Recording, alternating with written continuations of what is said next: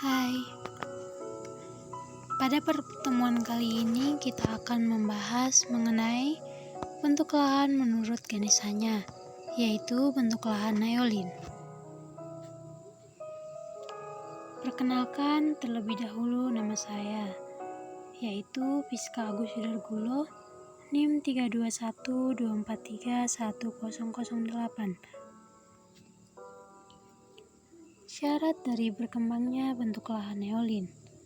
Bentuk lahan asal proses eolin merupakan bentukan lahan oleh proses eksogenik dengan angin sebagai agen pembentuk utamanya, yakni dengan membentuk endapan oleh adanya pengikisan, pengangkutan, dan pengendapan bahan-bahan tidak kompak oleh angin. Hakikatnya bentuk lahan eolin terdiri dari 3 proses, yakni erosional atau pengikisan, deposisional atau pengangkutan, dan sedimentasi atau pengendapan. Bentuk lahan eolin dapat berkembang dengan baik apabila terpenuhi persyaratan sebagai berikut. Yang pertama, tersedianya material berukuran pasir halus hingga kasar dalam jumlah yang banyak. Yang kedua, adanya periode kering yang panjang dan tegas. Yang ketiga, adanya angin yang mampu mengangkut dan mengendapkan bahan pasir tersebut. Yang keempat, gerakan angin tidak banyak terhalang oleh vegetasi maupun objek lain. Endapan oleh angin terbentuk oleh adanya pengikisan, pengangkutan, dan pengendapan bahan-bahan tidak kompak oleh angin. Endapan karena angin paling utama adalah gumuk pasir atau sandinis dan endapan debu atau lus.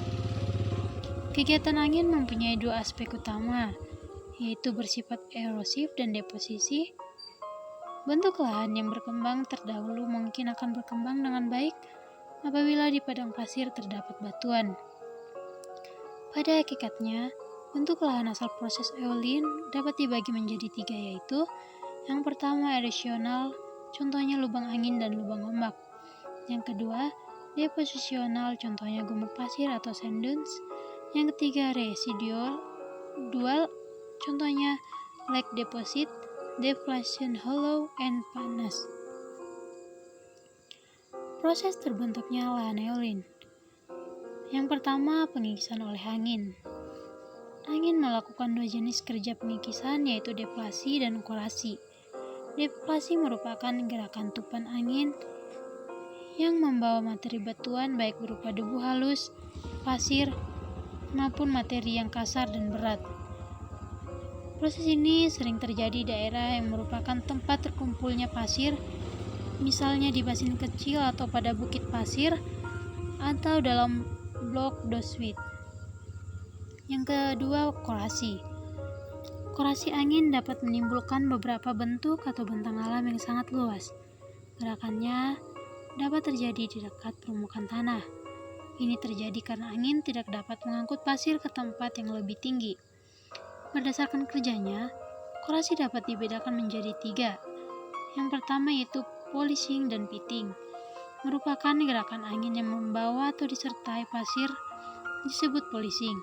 Gerakan ini mempunyai kemampuan untuk melubangi batuan. Yang kedua yaitu kemampuan untuk melubangi batuan dinamakan pitting. Dan yang kedua yaitu grouping and shaping. Batuan yang telah berlubang sebagai akibat kekuatan pitting akan terus mengalami proses pembentukan lubang sehingga makin lama lubang tersebut makin besar dan dalam. Proses melubangi terus-menerus hingga menjadi lubang yang besar dan dalam waktu disebut dengan grouping. Batuan yang berlubang-lubang tersebut kemudian menjadi pecah dan berkeping-keping. Proses terjadinya pecahan dan keping-keping ini disebut shaping. Yang kedua, pengangkutan oleh angin. Pengangkutan maupun pengendapan atau pengumpulan angin bersifat selektif, artinya bahan yang halus seperti debu akan diterbangkan tinggi kemudian dikumpulkan pada satu tempat yang lebih jauh.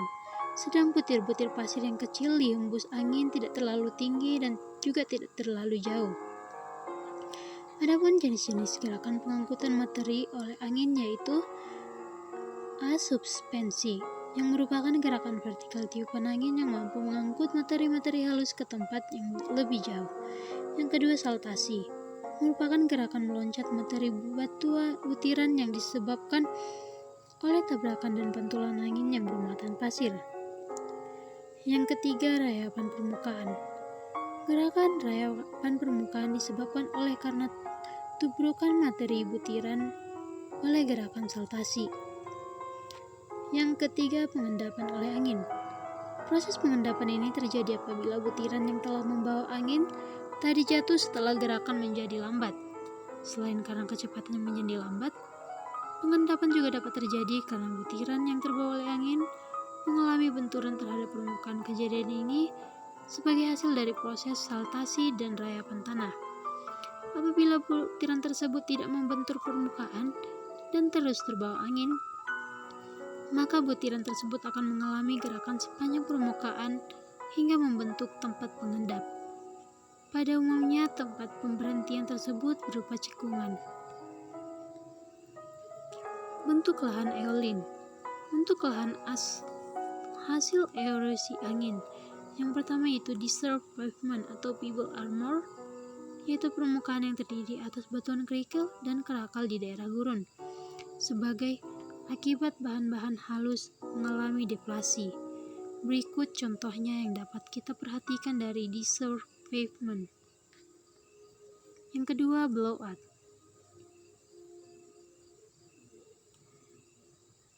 Cekungan di daerah gurun sebagai akibat deflasi pada materi hasil pelapukan di permukaan yang berukuran halus. Berikut contoh dari blowout yang dapat kita perhatikan.